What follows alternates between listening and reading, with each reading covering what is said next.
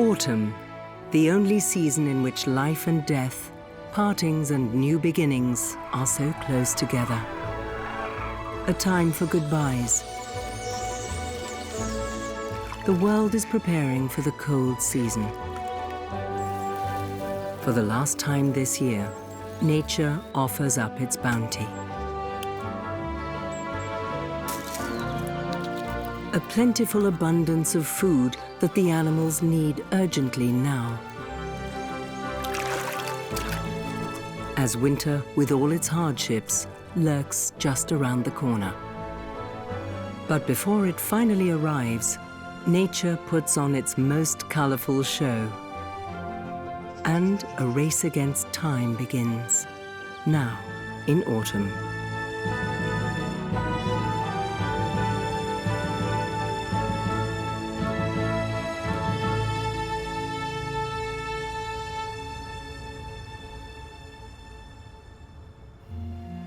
September sees the start of the year's most dramatic upheaval.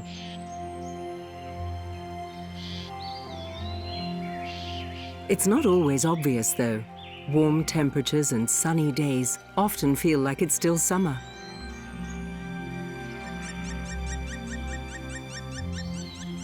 But the nights are definitely longer and cooler.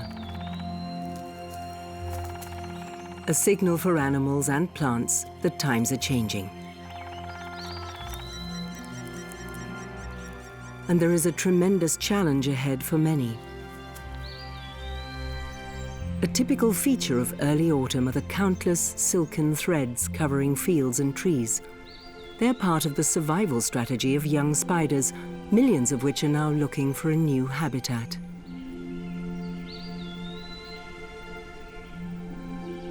Each spider produces a gossamer flight thread. This enables it to travel for up to hundreds of kilometers, driven by the wind. Only a few will survive the journey to prepare for winter in their new quarters. For the red deer, it's a time fraught with urgency, greedy feasting to build up fat reserves, growing a thicker coat, rutting, and all within a few weeks. This means that the mating season in September requires full attention, especially from the dominant stag. He has to keep his harem together and intimidates his rivals loudly.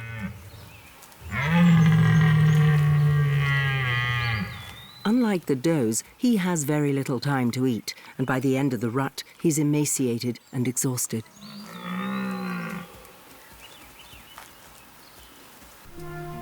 A myriad insects use the good early autumn weather for a last procreation drive to secure future generations. Some wetlands now become the stage for an important event.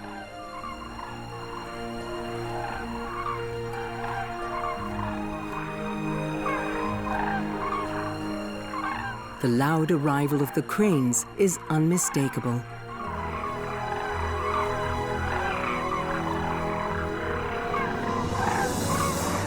They have had to leave their breeding grounds in the far north of Europe.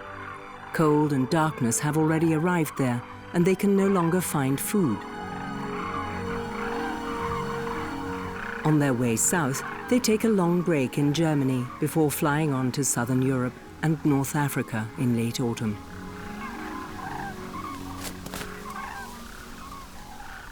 They need a great deal of food to help them cope with the rigors of their upcoming, exhausting onward journey. And the harvested fields around their resting places are especially good hunting grounds. Mice, frogs, grains, or plant roots, cranes aren't picky, they just want to fill their stomachs.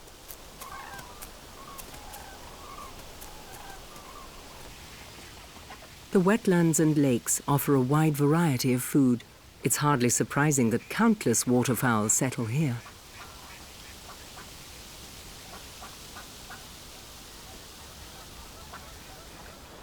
Large or small, young and old, vegetarian or fish-eating, there's something for everyone here.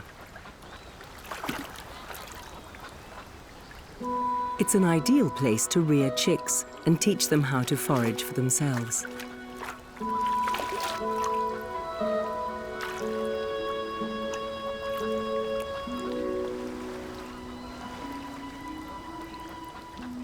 An abundance of freshwater fish makes it easy to rear young waterfowl here.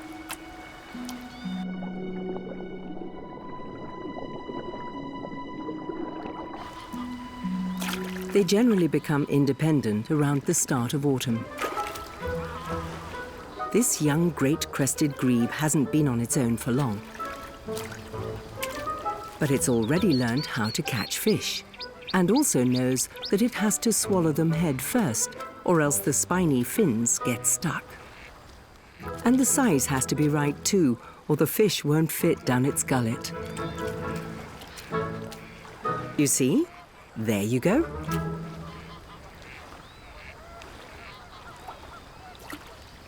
In Central Europe, great crested grebes and coots are known as resident birds, as they can find enough food here even in the cold season. Lapwings, on the other hand, are short-distance migrants, stopping over in autumn on their way to the Mediterranean. Only in very mild winters will these climate-sensitive birds stay on here.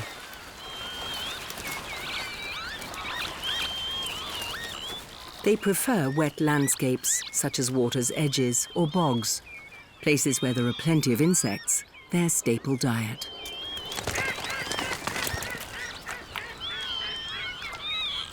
Only at the onset of frost will the flock begin their journey south.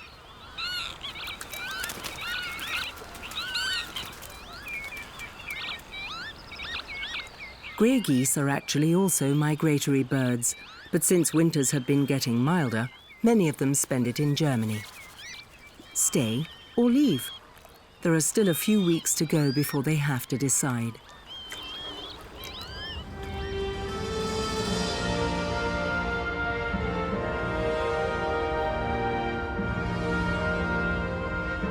The warm, sunny days have ripened the last of the fruit. For humans and animals, it's harvest time.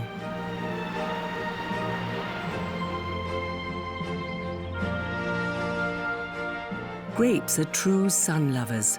They soak up every ray of warmth so they can reach their optimum sweetness.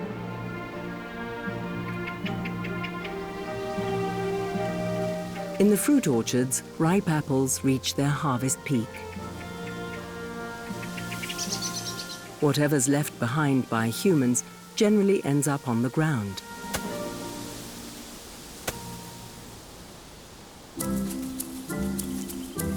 Hedgehogs are more interested in insects, snails, and earthworms.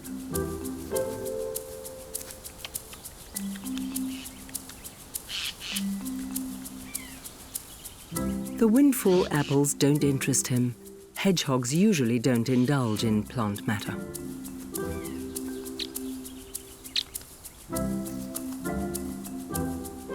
Unlike the mouse, it gorges on as much fresh fruit as possible.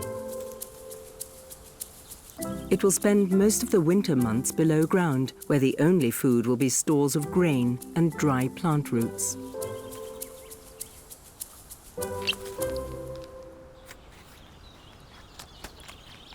Even deer are attracted by the plentiful fruit.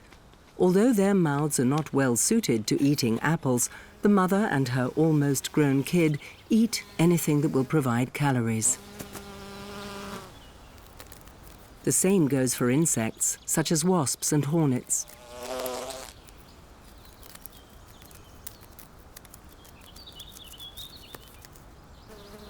The fermenting fruit serves as a kind of filling station. The carbohydrates are the fuel that gives them strength. The intensely sweet aroma attracts them in droves.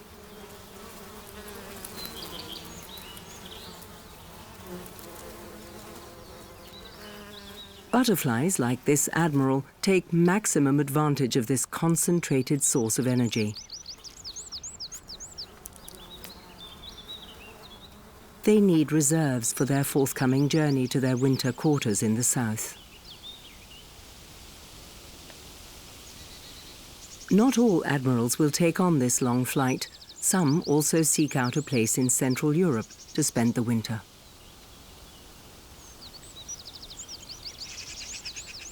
It's a risky decision. They can only survive here if the winter is mild.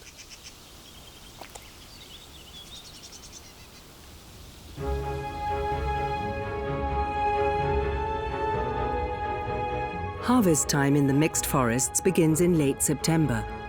The beech trees are heavy with large quantities of nutritious, ripe nuts.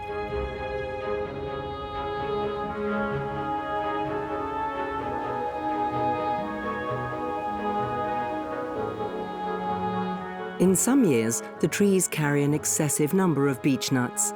The forest turns into a nutritional paradise for its animal inhabitants. Perfect conditions for them to get ready for winter.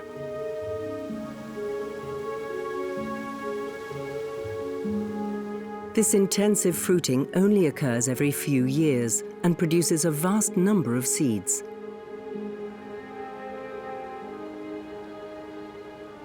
When ripe, the prickly outer pod opens up within a few days to reveal its treasure.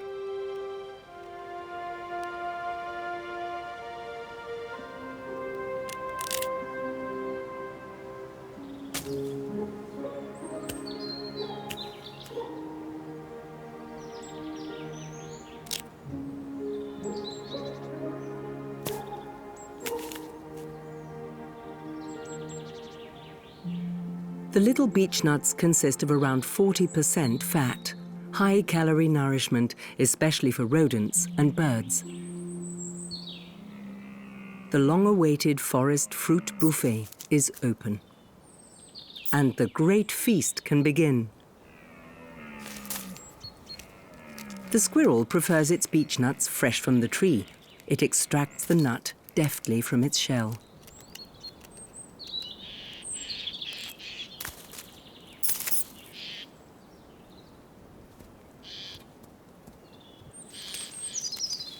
The yellow-necked field mouse is in a hurry.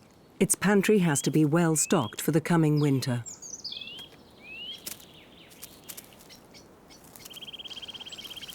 With such an abundant supply of food, the bigger animals are soon drawn to it too. Even deer fortify themselves with the tree's rich bounty.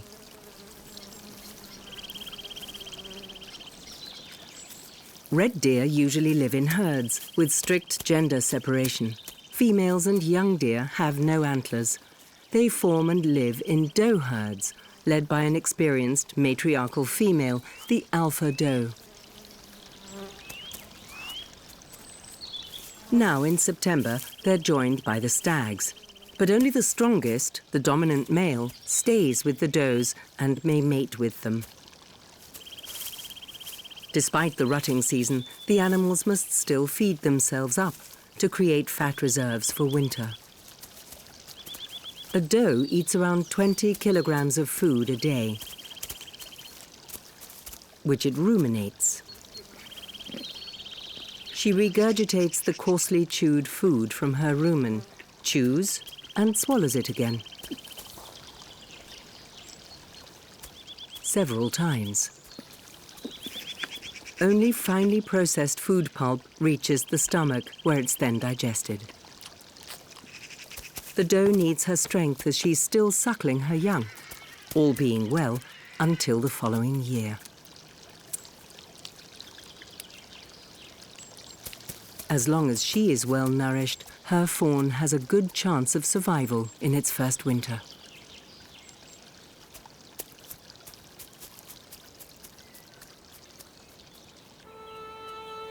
The same goes for the doe and her fawn in the orchard.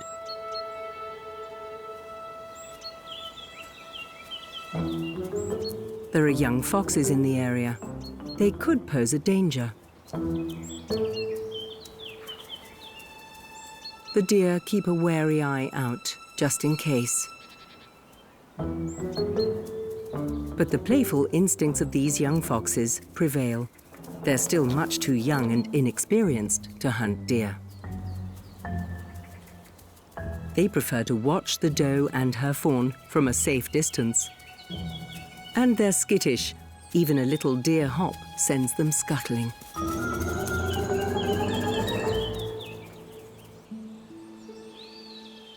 In September, nature becomes a veritable horn of plenty.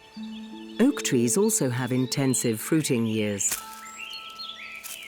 The large quantity of fruit ensures that enough seeds can germinate in the ground and that not everything is consumed beforehand by greedy animals.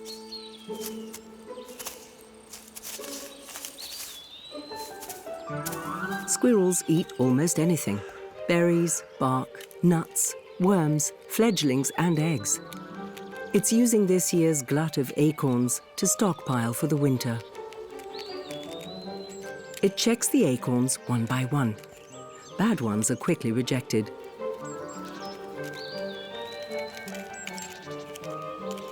Acorns are rich in carbohydrates and proteins, little power packs lying around waiting to be gathered.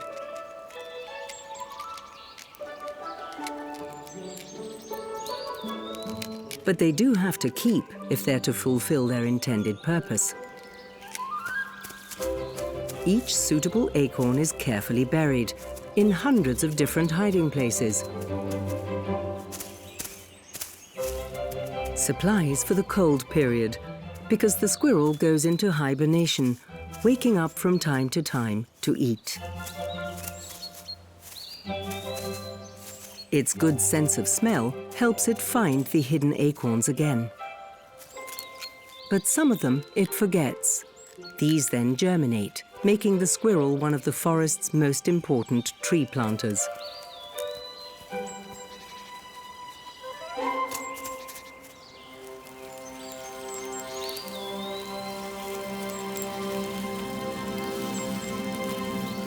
The earth now also reveals its fruits. Mushrooms spring up seemingly from nowhere in just a few days. The visible mushroom caps are only a small part of the whole organism. The main part, the thread-like mycelium mass, proliferates invisibly underground.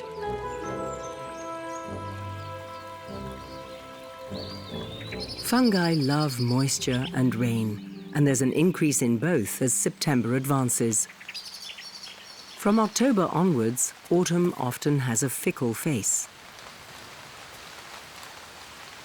Low-pressure areas spread out across the country, bringing rainfall and even storms.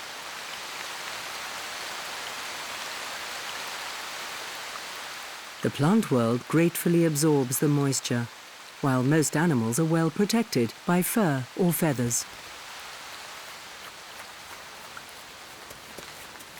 No sooner has the rain passed than normal life resumes once more.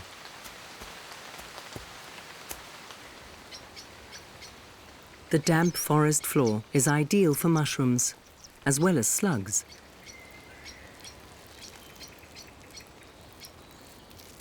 For most slugs, this is their last meal. Unlike other types of snails, they die in autumn, but not before laying their eggs, ensuring that the next generation can soon hatch.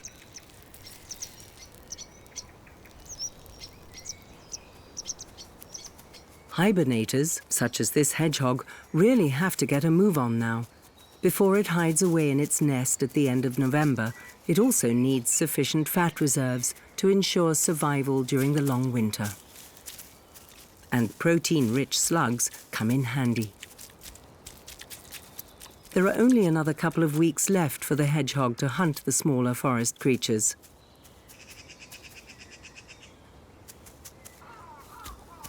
But while foraging for food tops the list for most of the forest animals in autumn, the dominant stag has other priorities.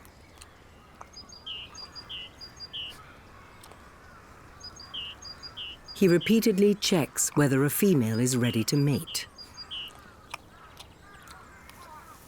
As imposing as he may appear, he's not the head of the doe herd. He's more of a tolerated suitor who has beaten the competition.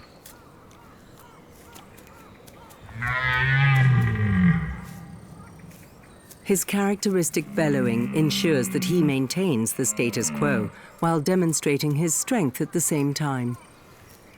His fur has already undergone its seasonal change.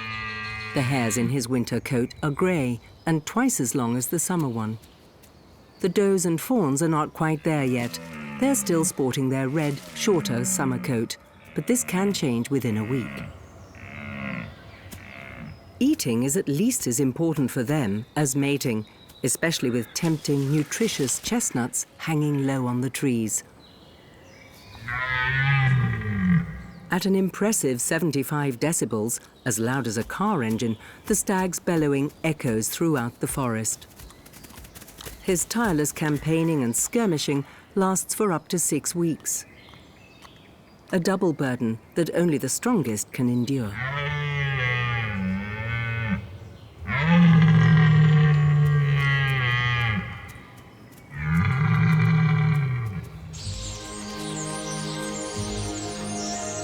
Autumn is a spectacular time for nature in all ways. Flocks of starlings populate the skies. They're gathering for the convoy to the south. They seek out places in the reeds to sleep where they'll be safe from their enemies at night. Starlings stay in the protection of their murmuration. These number hundreds and sometimes even thousands of birds. The cranes also move from their daytime feeding grounds to the marshlands every evening. They fly in V-shaped formations, with the leader changing regularly. This saves energy, especially over long distances.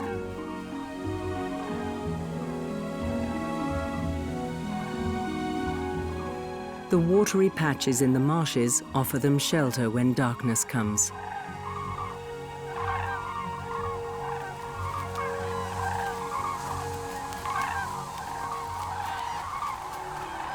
The famous crane dance doesn't only happen during the spring mating season. In other seasons, it also serves to confirm their togetherness. Cranes usually mate for life.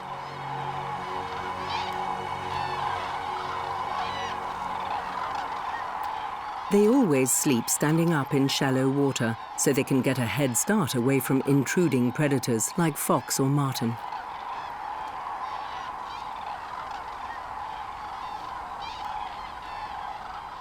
The transition to autumn is usually gradual and goes largely unnoticed by humans at first. But sometimes the change of seasons is sudden, almost overnight.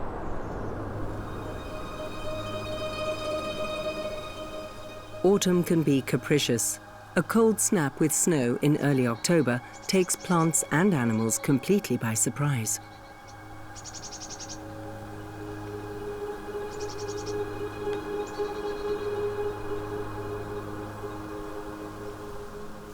Their final winter preparations now have to be speeded up.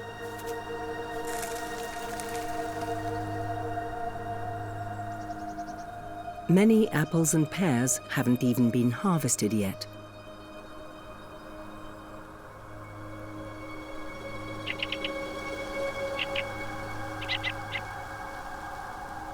An early winter onset like this is rare and creates additional stress for the orchard dwellers.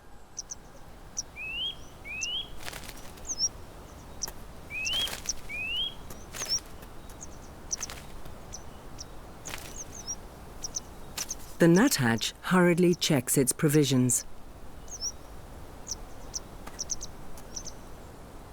Over the past few weeks, it has carefully hoarded seeds and grain under the tree bark. They will safeguard its survival.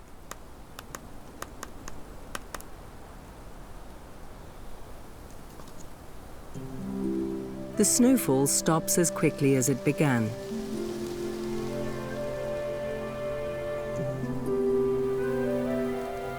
In October, the sun is still quite strong, and as soon as it reappears, the snow and ice haven't a chance. But this frost was the opening shot. Winter is not far away now. A cold spell, shorter days and longer nights. For the trees, it's a signal to withdraw the precious chlorophyll from their leaves.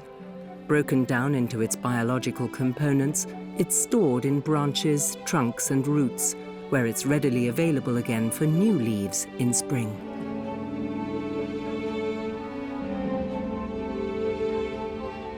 With the green gone, other colors appear in the leaves.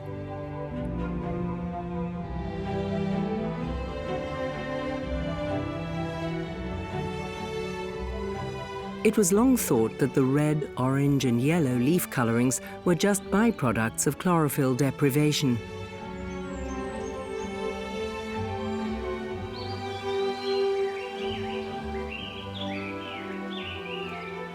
But energy is still produced by photosynthesis in the colorful leaves, although in smaller quantities.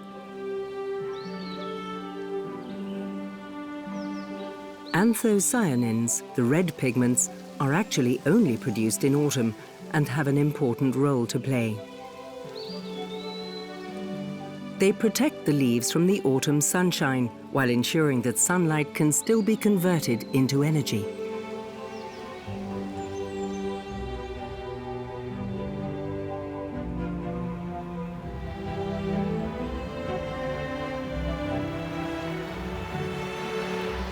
Depending on the type of tree and its location, the color spectrum of its leaves can vary enormously. Whether it's an Indian summer in North America, the Momiji in Japan, or a golden autumn in Germany, all over the world this is considered one of the most beautiful times of the year.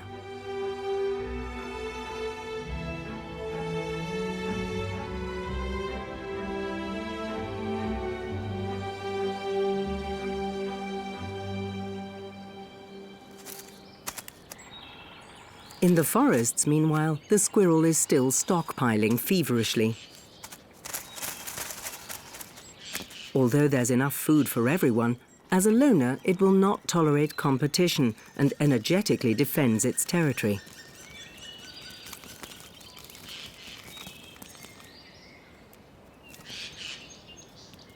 Once the intruder is chased away, the squirrel can finally return to its main concern. It buries its treasures in seeming safety. Dig the hole, put in the food, cover it up. The caching procedure is always the same.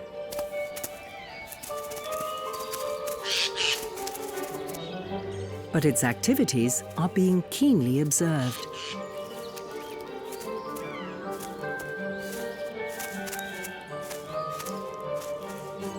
The jay also buries its winter reserves in the ground. Perhaps that's why it's so interested. The squirrel works tirelessly to secure its winter stocks.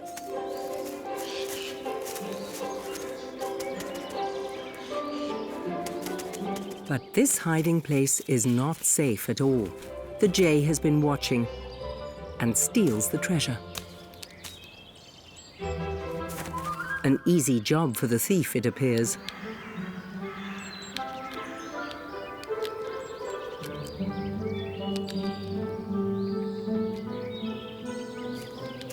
But will that trick work again? The unsuspecting squirrel carries on storing.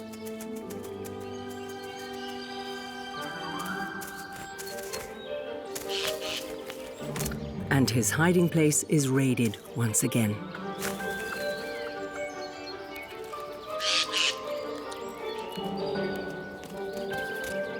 Has the industrious collector really not noticed anything? The beneficiary could carry on like this all day. But squirrels are smart. This time, it takes the acorn it's just buried back out of the hole. Unobserved by the jay that's planning to rob the alleged food stash using the usual method. But not this time. The cache is empty.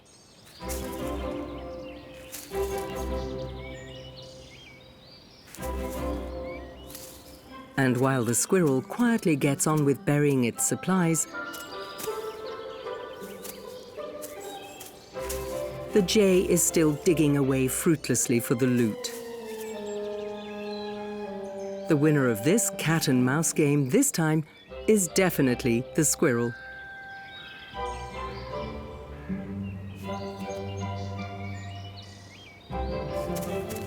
And the thief ends up empty-handed.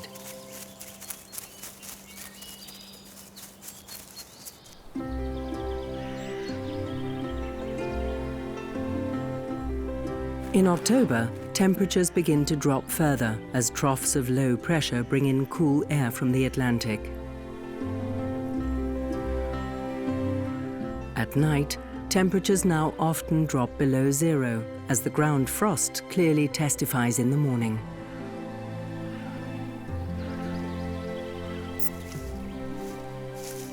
In this colder weather, the mouse now seldom leaves its padded underground nest. But when breakfast is right on the doorstep, it's worth venturing out to replenish one's energy reserves.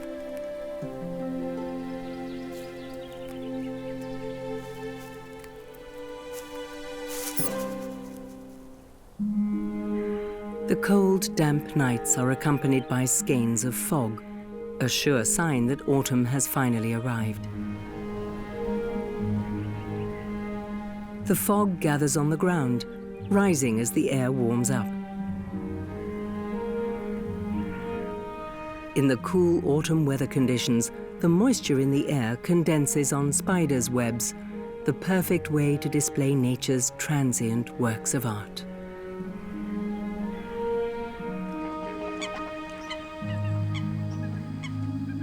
Where there's water, the fog is slower to disperse.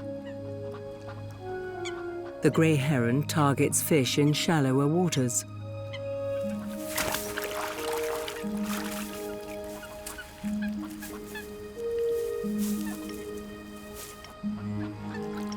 Further out on the lake, the mute swans devote themselves to plumage care.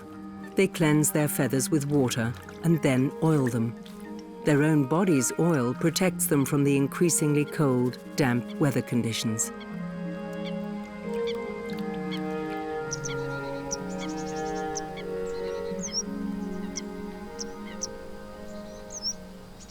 In the reeds, a blue tit goes hunting for insect larvae that have hidden away in the hollow reed stalks to hibernate. It can hear the caterpillars and maggots inside the stalks, accurately pinpointing and extracting its prey.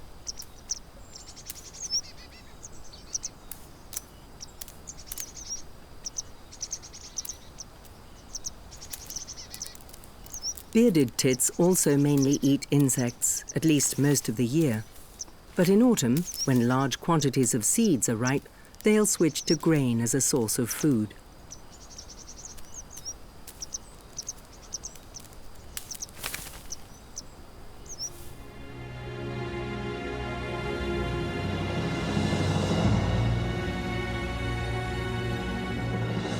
In mid-October, the autumn fog lingers persistently, especially in the valleys. Atmospheric inversions can cause a thick sea of cloud.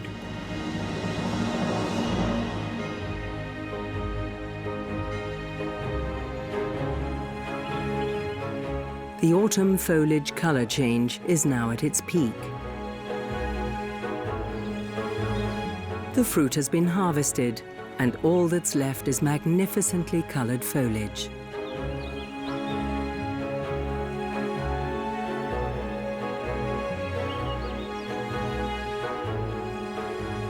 There's a final blaze of color before the leaves fall.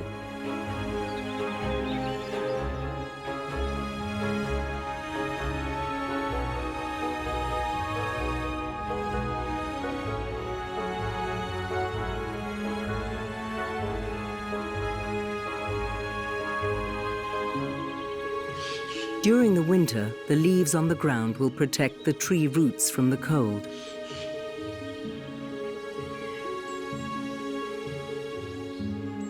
Although it's a radiant farewell to life, it's also a time of great splendor and opulence.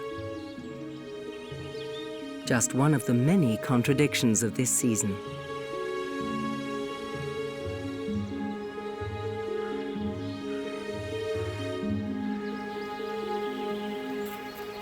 The heady excitement of the rut is over, as is the eating frenzy.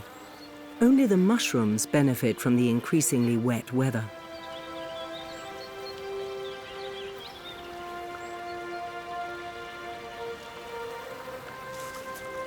Most amphibians are now on the lookout for a safe shelter where they can spend the winter in torpor, including the fire salamander.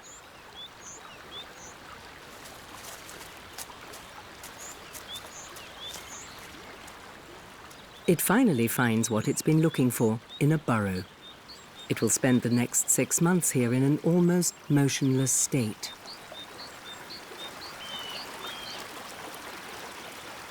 It is noticeably colder, and by the end of October, leaves begin to collect on the banks of the forest stream.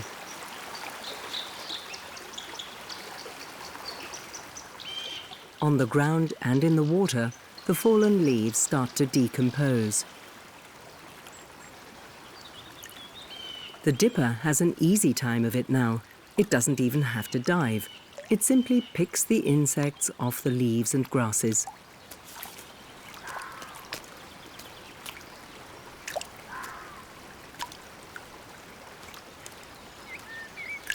Freshwater shrimp are a particularly welcome snack. They live off the leaves that the trees are now discarding in large numbers. The piles of leaves provide an ideal habitat for the little crustacea, hideaway and food source in one.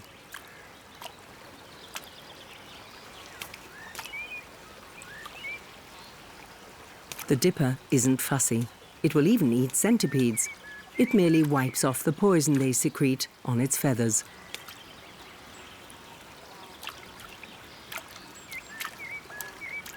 After that, it's quite safe to eat.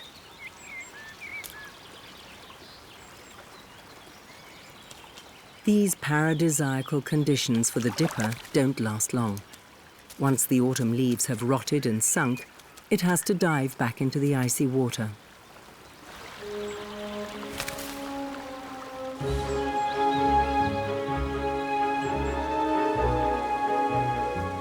Golden October mostly lives up to its name. Beech and oak leaves remain on the trees for a long time, forming a protective roof for a while. But the autumn resplendence is coming to an end, and the golden splendor will soon fall to the ground.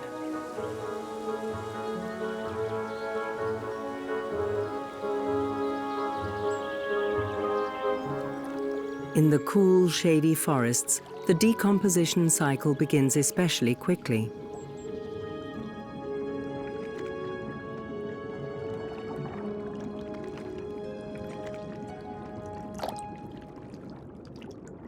Underwater, it's now even darker and colder.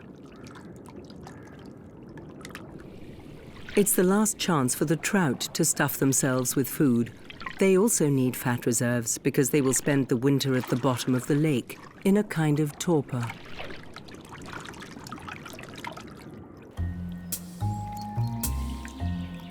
In October, many insect species will often hatch again in the water, the final round of procreation before the parents die or hide away for the winter.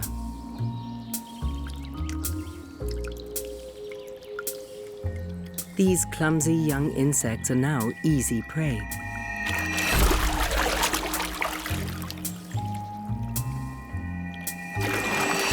Especially for trout and other fish.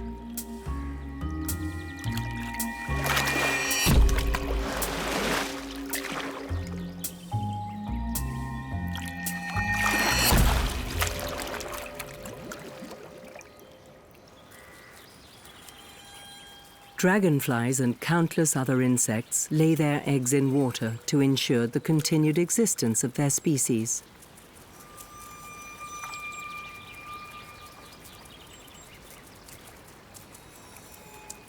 The offspring hibernate as eggs or larvae. The parents, on the other hand, have done their duty and will soon die.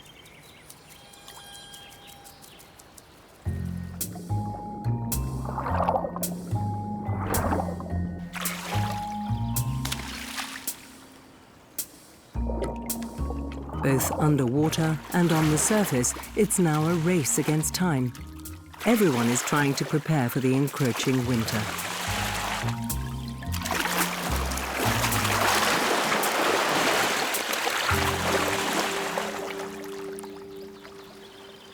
The forests become quieter.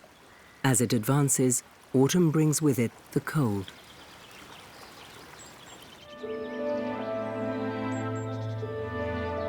Frost ensures that the last leaves also drop off the trees. It's a protective mechanism for trees so they can survive the winter unscathed. Water evaporates through their leaves, up to as much as 300 litres per tree every day in the summer. In winter, this kind of moisture loss through the leaves would be fatal because much of the rain that falls freezes or remains as snow, so it can no longer seep into the ground to the tree's roots. If they were still losing moisture through their leaves, the trees would die of lack of water.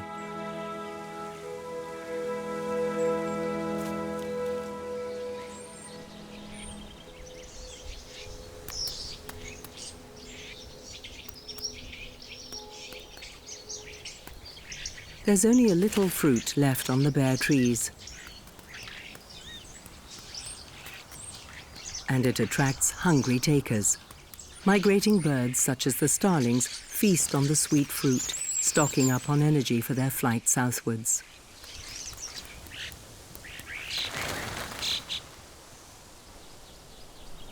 Anyone staying behind here needs a thick coat.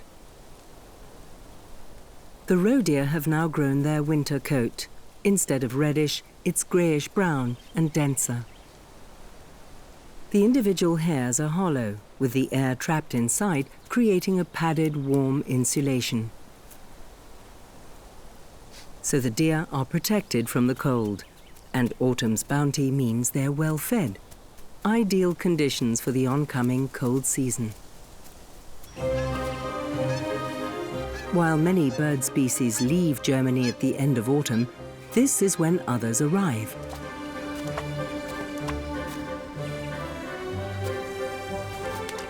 Migrating birds from the Arctic rest here, and winter visitors from the north and east take up temporary residence here too.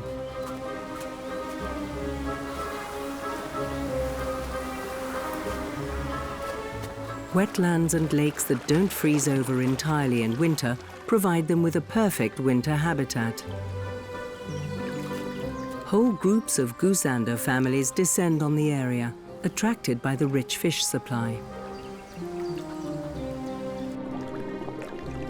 There's a wide selection in these waters. The small fish that populate the shallow waters on warm autumn days are just the right size for the goosanders.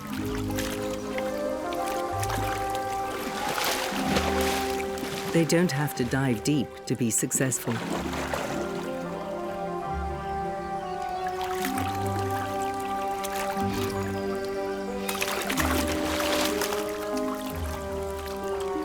The goosander's long curved beak has serrations that enable it to hold its slippery prey so it can be swallowed efficiently.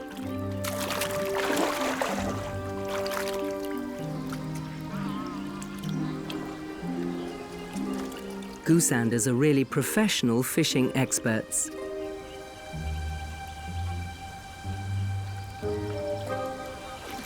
Mallards, on the other hand, don't care much for fish. Their preferred diet consists of smaller aquatic creatures and plants.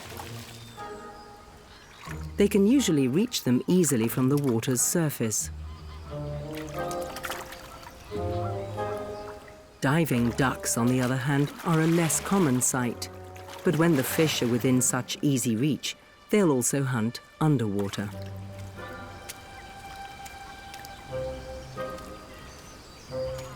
But how is one supposed to eat the fish once it's caught? Their beaks and gullets aren't designed for this kind of catch. Maybe crunching and shaking it could help? Their beaks aren't really well suited to holding slippery prey, so this drake can snatch it away quite easily. He has trouble with the fish too, but mallards are omnivores and opportunists, and a juicy meal like this will help build up its fat reserves.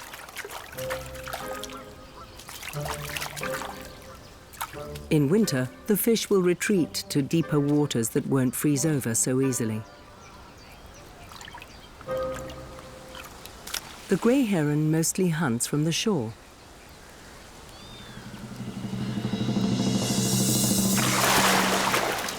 It strikes like lightning, grabbing its share in its own rather dramatic manner.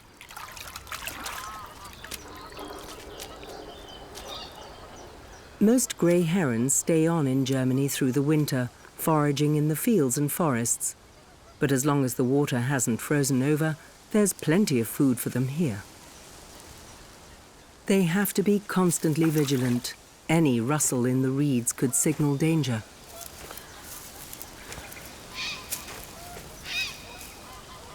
In the middle of the lake, the heron has no need to fear. The fox's big catch got away. Perhaps he should try fishing himself. There are shoals of fish just below the water's surface.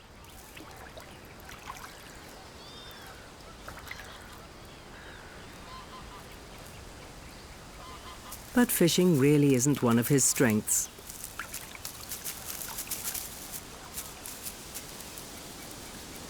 Reed belts at the lake's edge offer many animals shelter and safety. Almost everywhere else, all is bare by early November. Other than human beings, wild boars have no natural enemies in Central Europe. A thicket at the edge of the forest offers them a good lair.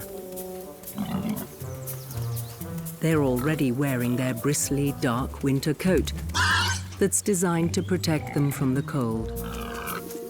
Unlike the deer's coat, it's the air between the bristles that creates the insulation which keeps them warm. Boars also benefit in heavily fruit-laden years. They can still find plenty of acorns under the fallen leaves.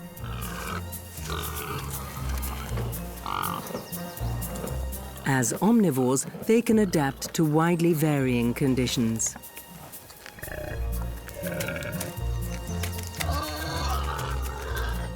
Forests are their preferred habitat, especially those with a damp forest floor.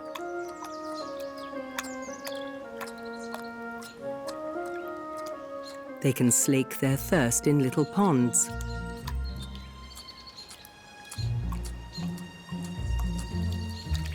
And the soft ground is ideal for digging.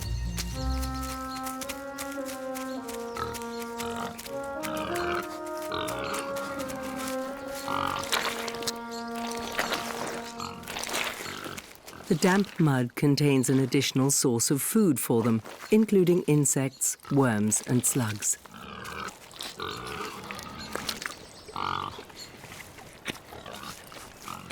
Swampy areas like this are popular with young and old animals, and a fixed part of their daily routine.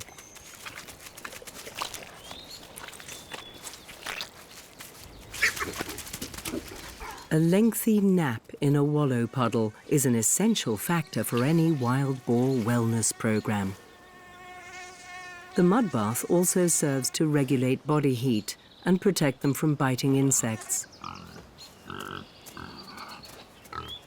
But clearly not always that effectively. These young animals are around 6 months old. They are facing the first winter of their lives. But the prospect doesn't seem to make them any less playful. Autumn has come to an end.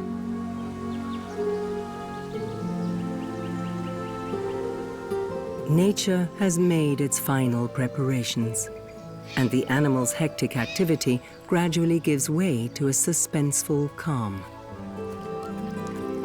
It's a time for farewells, farewell to warmth and an abundance of food.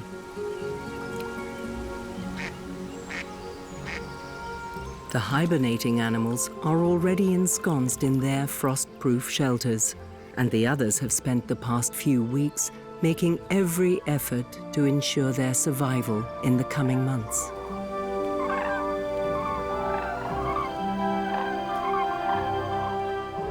Well nourished, the cranes are ready for the next long leg of their journey.